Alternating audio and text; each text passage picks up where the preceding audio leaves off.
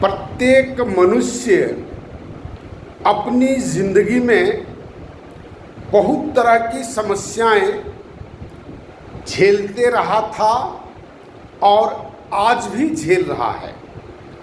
भविष्य क्या होगा अगर इस ट्रेंड को देखा जाए तो भविष्य में भी झेलेगा, लेकिन अगर वर्तमान में उसके प्रति सचेत हुआ जाए तो भविष्य में बहुत सारी ऐसी समस्याएं नहीं हो सकती हैं। लेकिन होता है क्या कि हमारा बेटा स्कूल से निकाल दिया गया, क्यों? न फीस नहीं जमा था। वह रोते हुए आया और उसके रोदन के साथ हम भी रोए। जो हम कितना बदनसीब हैं जो अपने बेटा को हम पढ़ाने का फीस नहीं जमा कर पाते, लेकिन वो बच्चे का फी जो स्कूल वसूलता है वह नाजायज़ है, ऐसा हम नहीं सोच पाते हैं। ऐसा नहीं सोच पाते हैं। और ये जो एजुकेशन देने का जो सिस्टम है उस सिस्टम को ही हम उखाड़ फेंकेंगे, ऐसा हम वचनबद्ध नहीं हो पाते हैं। हम मानसिक रूप से ऐसा निर्णय नहीं ले पाते हैं।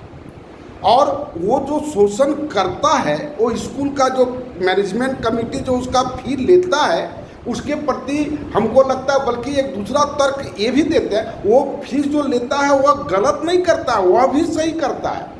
उसके बिना वह पढ़ा नहीं पाएगा, स्कूल चला नहीं पाएगा। और ये बच्चा फी हम अपने बच्चे को फी दे नहीं पाते हैं, तो फिर होगा क्या? दोनों ही अपने अपने जगह पर न्यायोचित है। तब फिर क्या होगा? System change. इस सिस्टम में दोनों ही उचित है, लेकिन अगर सिस्टम चेंज करने की बात करेंगे तो फिर दोनों की उचितता को, दोनों के अधिकार को, दोनों की सुगमता को स्थापित किया जा सकता है। एक सिचुएशन ऐसा है।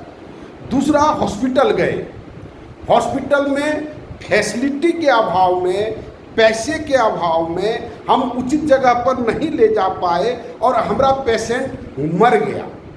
हम इसको जीवन और मृत्यु को ईश्वर का दिया हुआ मानते हैं और उसके प्रति भी हमारे मन में कोई आक्रोश नहीं होता है कि हम इस सिस्टम को चेंज करें।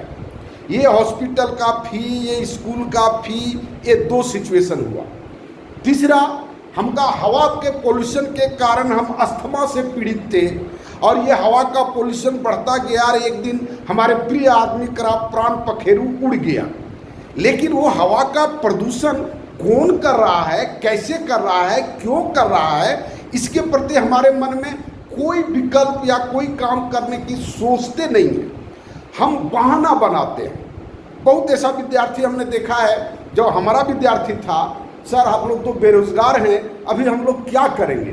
कहे रोजगार के बाद बहुत लोगों का इंस्टाग्राम में देखते हैं, वो कार खरीदा, वो कार में जो ऊपर खुला रहता है वो खुला पर होकर के नाच रहा है ना, वो खुला पर होकर के नाच रहा है, और टापू में दर्शन करने जा रहा है, थाईलैंड जा रहा है, सिंगापुर जा रहा है।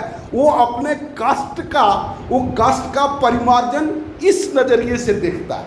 ये हमने जो जीवन में कष्ट किया, हम बेरोजगारी रहे तो बेरोजगारी फिर कोई दुनिया में हो नहीं, ऐसा नहीं सोचते। और उनको लगता है कि क्या ये अचंभा वाली बात है। अरे जिंदगी जियो, अगर जिंदगी आपको मिली है तो आपको जियो, अगर अवसर मिला है तो उसको जियो।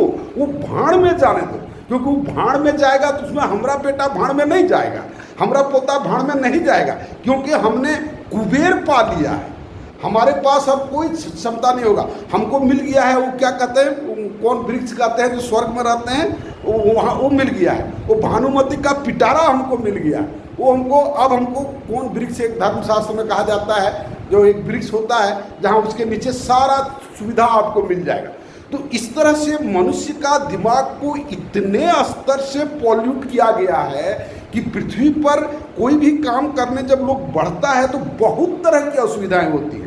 और लोग सोचता है कि एक दिन रोड में हम दौड़ जाएंगे झंडा लेकर के जंगल काटने के खिलाफ तो हो जाए। और वो अक्सर होता है कि जंगल काटने के खिलाफ जो नारा लगवाने वाला आदमी होता है, कंपनी उसको 2-4 लाख रुपया दे देता है और फिर घर में बैठ जाता है। ये हमारा अनुभूत है हमारा जिसमें वहाँ डैम बन रहा था उसमें हम देखे, सब लोग कह रहा था कि लोग एक जरा मेड़ काटता है तो लोग गर्दन काटने के लिए तैयार हो जाता है, तो कौन जमीन देगा। अब एक आदमी को दलाल फिट किया, उसको वो ठेका दे दिया, उसको 10-20 लाख रुपया दे दिया, अब पूरी कंपनी खूब सुंदर ढंग से काम करवाया और सब लोग बारी बारी से अपना जमीन दे दिया। और बहुत बार तो ऐसा हुआ जो क्या क्या चीज़ दे दिया कंपनी के लोगों को जो मैं मुँह से कह नहीं सकता हूँ, वो बहुत ही असांस्कृतिक चीज़ है। तो लोग करते करते कॉम्प्रोमाइज कहाँ तक कॉम्प्रोमाइज कर लेता है, इसका कोई स्केल नहीं है। मनुष्य उठते उठते देवत्व को प्राप्त कर सकता है, ईश्वरत्व को प्राप्त कर सकता है, यह भी सत्य है, लेकिन गिरते गिरते गिरते गिरते वह कहाँ जा सकता है इसका भी कोई स्केल नहीं है। ये कह सकते हैं कि आदि से अंत तक ये बहुत भयावह स्थिति है। और इन सब बातों को अगर आप गंभीरता से अगर अपने जीवन काल में नहीं सोचे तो कौन सोचेगा। क्या हम मृत्यु के बाद फिर इस जीवन का अनुभव लेकर के फिर अगले जन्म में ये काम हम कर पाएंगे? क्या ईश्वर ने हमको बनाया है कि इस जन्म के सारे कष्टों की अनुभूति हमारी चेतना में हो? लोग कहते हैं कि हाँ है, तो क्या पृथ्वी पर जितने लोग हैं सब कोई सुखी था? कभी किसी ने कोई दुख नहीं झेला अगले जन्म में? और फिर वो इसके चलते, वो दुख के चलते, उसके चलते इसमें कुछ प्रयास नहीं कर रहे हैं। तो इन सब बातों का, ये अंधविश्वासों पर चिंतन करें। और इन सारी बातों को ध्यान में रखते हुए हमने माई न्यू सोशल सिस्टम बनाया है, इसी चैनल में मौजूद है। रोज़ ये बात हम करते हैं, उसको देखिए आप, और जितना जल्दी हो मेरे साथ जुट करके इस काम को प्रारंभ करने में मदद करें। और 4 आदमी का ज़रूरत है। अगर आपको सुन करके लगता हो कि हम भी एक सामर्थ्यवान व्यक्ति हैं, हम भी ऐसा हो सकते हैं, तो ज़रूर हमें सूचित करें। धन्यवाद।